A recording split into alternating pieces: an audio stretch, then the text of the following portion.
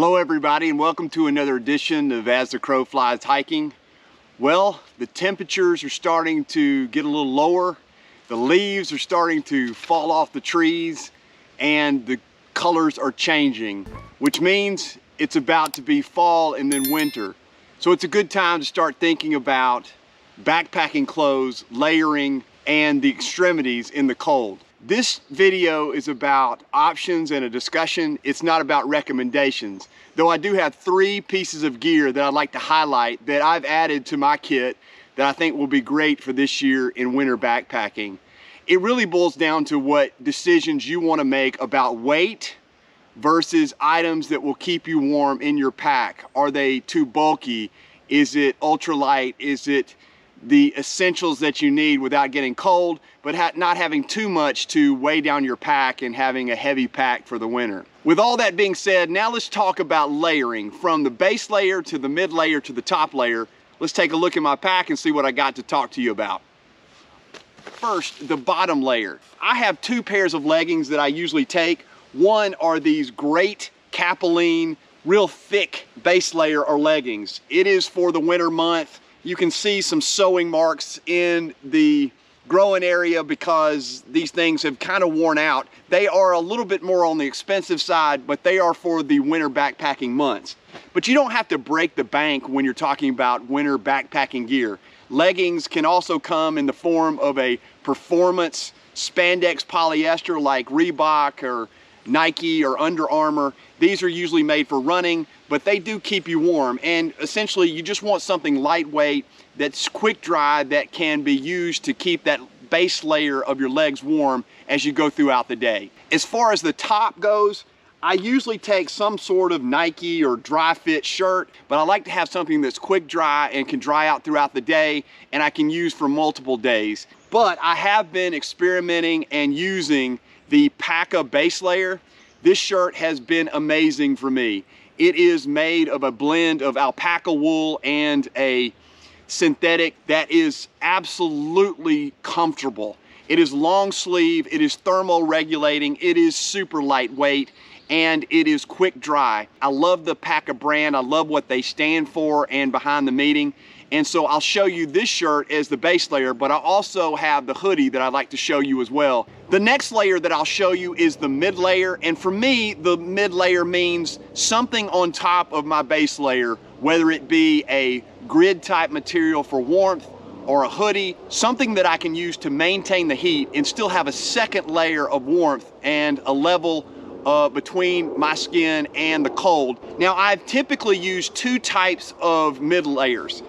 One is this R1 from Patagonia. I've had this thing for many years. It has the grid type fabric. I usually it down in the 30s. Most of the time I don't take a puffy jacket when I have it because this will keep me warm and I can skip the puffy jacket and skip the weight of the puffy jacket with this. The first item that I really would like to highlight in relation to this mid layer is this PAKA The Hoodie. This is similar to some of the Appalachian gear and other types of hoodies that use alpaca wool.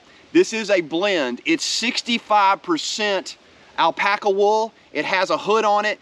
It even has a nice little indentation here where the hoodie starts so that you don't have that bunched up around your neck. I love the design. I got the charcoal, but it comes in the gray and khaki. There's 2 other colors that it has. It comes in at under 10 ounces. And as I've said in relation to the base layer, this thing is extremely warm. I've been using it now for a month or so, use it in all kinds of situations, whether I'm just in the outdoors or I'm going on a trip or with my family. This thing has been great for all sorts of activities. It is extremely well made, about 65% alpaca wool, 35% synthetic. The hoodie is extremely comfortable to the skin. You don't even need a base layer under it.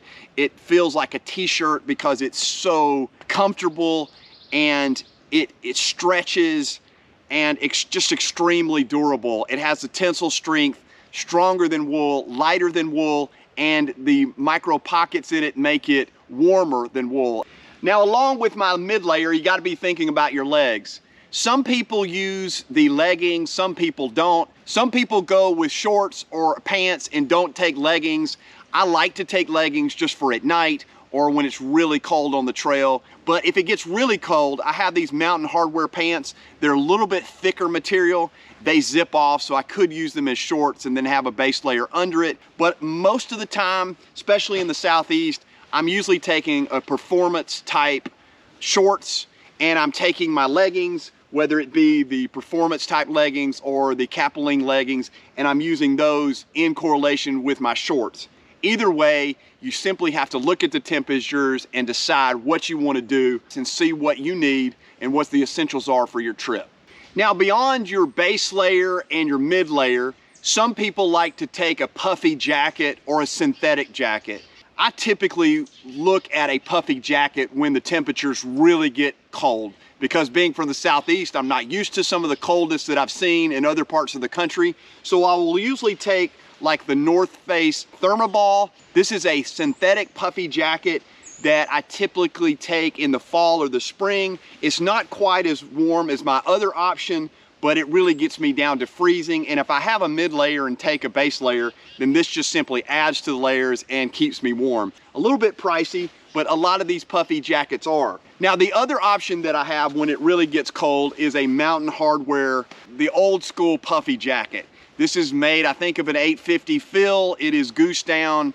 It's a really warm jacket, but it has the bigger grid. It's an older style, probably time to replace it, but it's kept me warm, and I don't want to go to the expense. So as long as it keeps me warm, I will keep using it. But if you want to look at a less expensive option, I've seen the reviews on the Decathalon Forclaz Trek 100. Following Walker's World has a review on it. It comes in, I think, at around $89. It could be cheaper based on some sales, but that jacket looks like it is extremely well made and used for really cold temperatures and would be a great option. Now that we've talked about the base layers for backpacking clothing, let's move on to the extremities, which is the second part of this video. And I will first start with gloves. Now, in the past, I have used a very lightweight glove, sort of a running glove type of option. This is the Vebe glove. It keeps me warm. These little gloves have been great for me. I have not usually had problems with my hands being cold in the really cold winter months until recently. Maybe I'm getting older, maybe my blood is just running a little thicker, but I start to get cold in my extremities. So I have looked at a great option, which is the second piece of gear that I'd like to highlight for this video, and that is the Sabot Heating Gloves. These things are incredible. I never really thought that I would use an option like this until I got them. And I really like them, and they really keep your hands warm. These things are coupled with a 7.4 volt battery, 3000 mAh. The battery is in the glove. You can charge them for about 4 to 6 hours, and then it has a zipper inside the pocket here. You simply open the zipper and you plug the battery into the wire. It is a lithium battery that goes in the glove itself, and once you plug it in, you zip them back up after you've got them charged, and your gloves will then heat up. And when I say they heat up, I mean they heat up within about 3 to 4 seconds. You simply put them on, and you have a button on the back of the glove. You hold it down for a couple of seconds, and the first option, there's 4 different heating options. And I mean, as I was talking, within 3 seconds, the glove heats up. It's got a carbon fiber nano tunnel or tubing in it that has layers of warmth, and that heat radiates through the palm and into the fingers.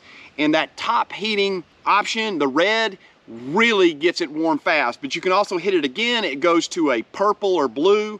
Then it's a little bit less warm than the top option. And I guess the higher option you have, the quicker the battery's gonna run down, but it runs for about 6 hours. So 4 different levels of heat that run throughout the glove, and even the lowest temperature, it is really warm. It has a Velcro strip on it that can tighten down around your wrist, It also has an elastic strip on the back that you can tighten down.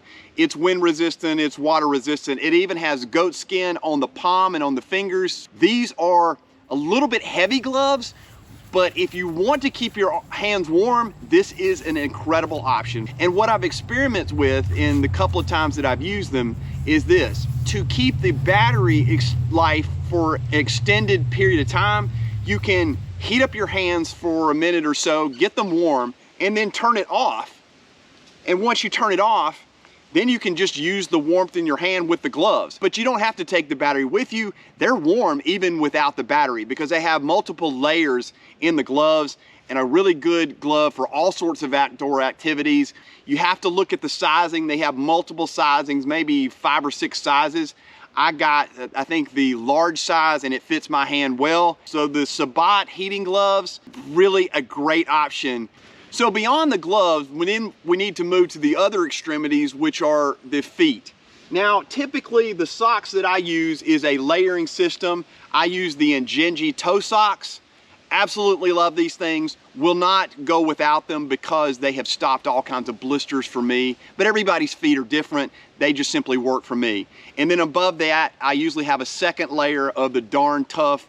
These socks have been around a while. They're still a little dusty because I've used them on my last trip. But I have several pairs of these darn tough socks. They have a lifetime warranty on them, but these darn tough socks are amazing. So that's what I typically use as a layering. What I would like to show on this last highlighted piece of gear for winter backpacking clothes are these Randder winter booties. These things are absolutely amazing. I've been using them on the last couple of trips. I didn't want to break the bank again with booties. I see them out there like Goose Down Gear and different ones that sell these for very expensive. These came off of Amazon and I thought I would try them out. They say a Goose Down filling. I don't know if it's Goose Down. It could be a blend or a synthetic with them, but they really add warmth to your feet. That's the thing that's happened to me as I've gotten older. At night, my fingers will get cold or my toes will get cold. This really adds a layer of warmth. They're not really for walking around. You simply put them on at night in your sleeping bag and it adds that layer and insulation for your feet that can get cold. It comes with a little sack for it. It is 3 ounces, so it's not going to weigh you down. I absolutely love them, and they pack down tightly in this little bag, and you can just throw them in your pack and you've got an extra insulation for your feet when it gets cold. So that's the third piece of gear that I wanted to highlight. Absolutely love these little Randder winter booties that you can use at night. Now let's go to the other extremities. That is my head. So I've talked about my hands, my feet, and we'll go to my head.